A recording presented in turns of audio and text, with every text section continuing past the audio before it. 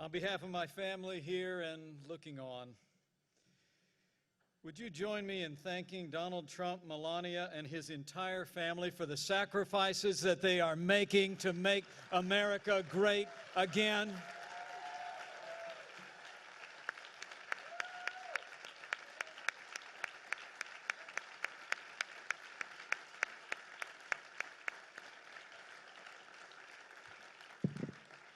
And I thank Donald Trump for the confidence you've placed in us.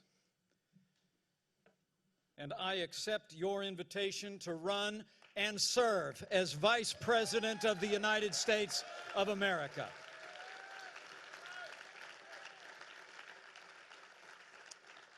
You know, I come to this moment deeply humbled, but with a grateful heart. Grateful to God for His amazing grace. Grateful to my wonderful wife, Karen, and our three incredible kids, Michael, Charlotte, and Audrey.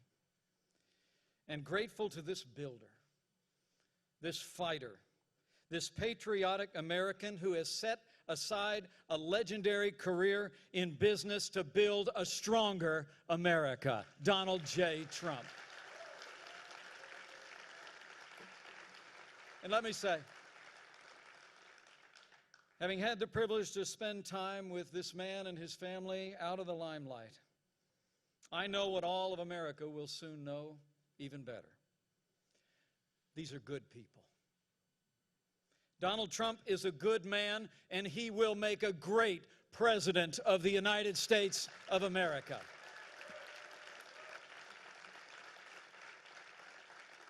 Donald Trump understands the frustrations and the hopes of the American people like no leader since Ronald Reagan. The American people are tired. We're tired of being told. We're tired of being told that this is as good as it gets. We're tired of having politicians in both parties in Washington, D.C. tell us we'll get to those problems tomorrow.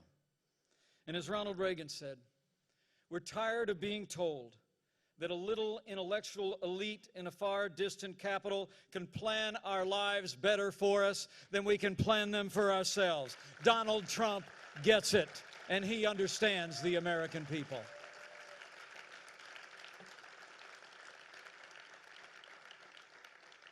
I truly am deeply humbled to be at his side today.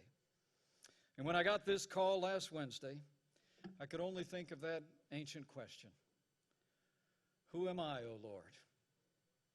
And who is my family that you have brought us this far? So let me try and answer that question for a few minutes. Now, people who know me well know I'm a pretty basic guy. I'm a Christian, a conservative, and a Republican in that order.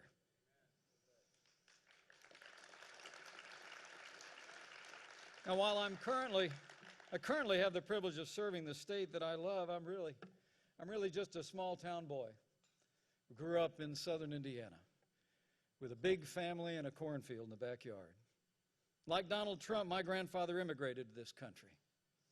And in many ways, I grew up with a front row seat to the American dream. I watched my mom and dad build everything that matters: a family, a business, and a good name. The heroes of my youth were John F. Kennedy and the Reverend Dr. Martin Luther King, Jr. I actually started in politics in the other party.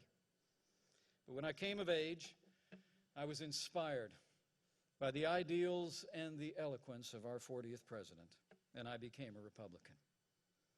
The most important thing in my life was that 31 years ago, I married the girl of my dreams, Karen Pence, who will make a great second lady of the United States of America.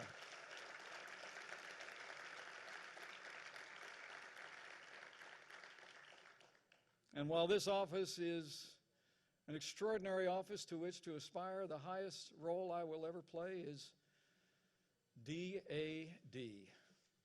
And I'm a proud father of a college student, a graduate turned writer, and a United States Marine.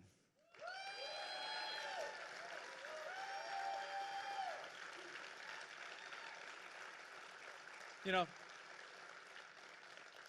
my career, I ran for Congress before the Republican Revolution, led by Newt Gingrich in 1994. I wasn't successful. By the time I got elected to Washington, D.C., sometimes I felt like I was elected after it was over. From almost my first day in Congress, I found myself battling the big spenders in both political parties. Whether opposing No Child Left Behind, the prescription entitlement, or the Wall Street bailout, I fought every single day for taxpayers and fiscal responsibility when I was a member of the Congress of the United States. And after the Republicans lost the Congress in 2006, I was actually unanimously elected to serve in leadership. And we fought back against the Nancy Pelosi Congress. We opposed Obamacare. We opposed their tax increases. We opposed their cap and trade. And I was part of the team that won the Congress back from Democrat control in 2010.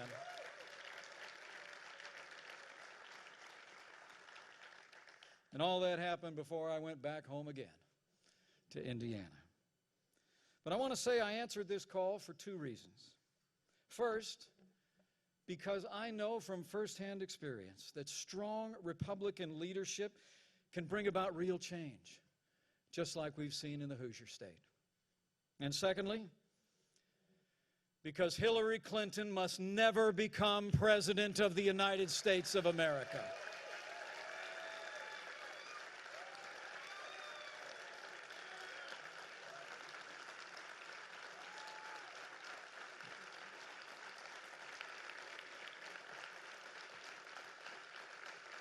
Now, on the first point, I know what I'm talking about.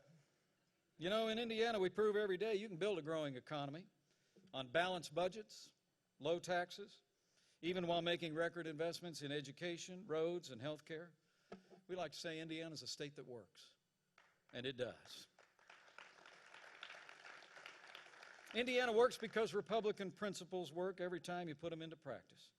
Today we have a $2 billion surplus and the highest credit rating in the nation. And since I became governor, Hoosier businesses, large and small, have created nearly 150,000 net new jobs. And we have more Hoosiers going to work than ever before in the 200-year history of the great state of Indiana. That's what Republican leadership gets you. And let me say from my heart, that's what the no-nonsense leadership of Donald J. Trump will bring to Washington, D.C. But elections are about choices. Elections are about choices. And I also joined this ticket because the choice could not be more clear. The stakes could not be higher.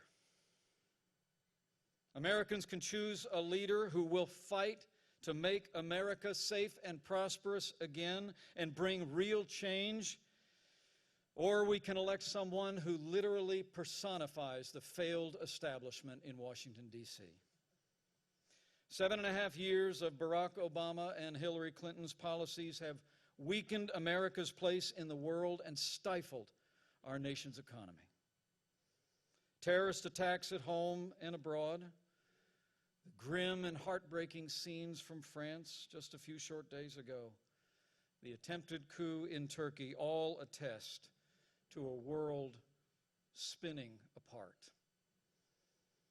History teaches us that weakness arouses evil. Hillary Clinton and Barack Obama's foreign policy of leading from behind, moving red lines, feigning resets with a resurgent Russia and the rise of ISIS is a testament to this truth of history, and we must bring a change to America's stand in the world.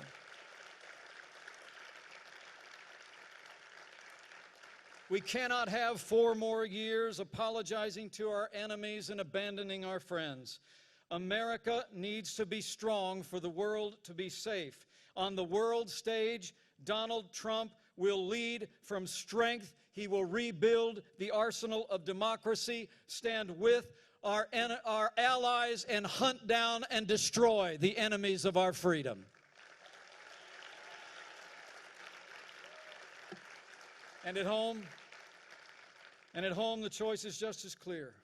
Where Donald Trump wants to cut taxes, Hillary Clinton plans to raise taxes on working families, small businesses, and family farms. Where Donald Trump is committed to repeal Obamacare lock, stock, and barrel. Hillary Clinton looks at Obamacare as a good start and wants to take Bernie Sanders' path down to single-payer socialized medicine. Where Donald Trump supports an all-of-the-above strategy and will end the war on coal, Hillary Clinton actually promised an energy plan that would close American coal mines and put coal miners out of work.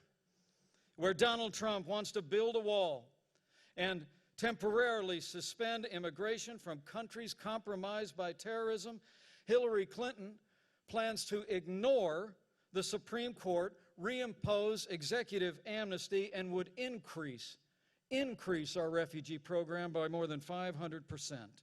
And where Donald Trump will appoint justices like the late Antonin Scalia, who will uphold our Constitution, Hillary Clinton will appoint Supreme Court justices who will legislate from the bench, abandon the sanctity of life, and rewrite our Second Amendment. To every American who shares our convictions, I say to you, join us. For the sake of our security, for the sake of our prosperity, for the sake of a Supreme Court that will never turn its back on our God-given liberties, let's come together as a party and a people and a movement to make America great again, and that day begins when Donald Trump becomes the 45th President of the United States of America. Thank you for the honor. Thank you for your support, and God bless the United States of America.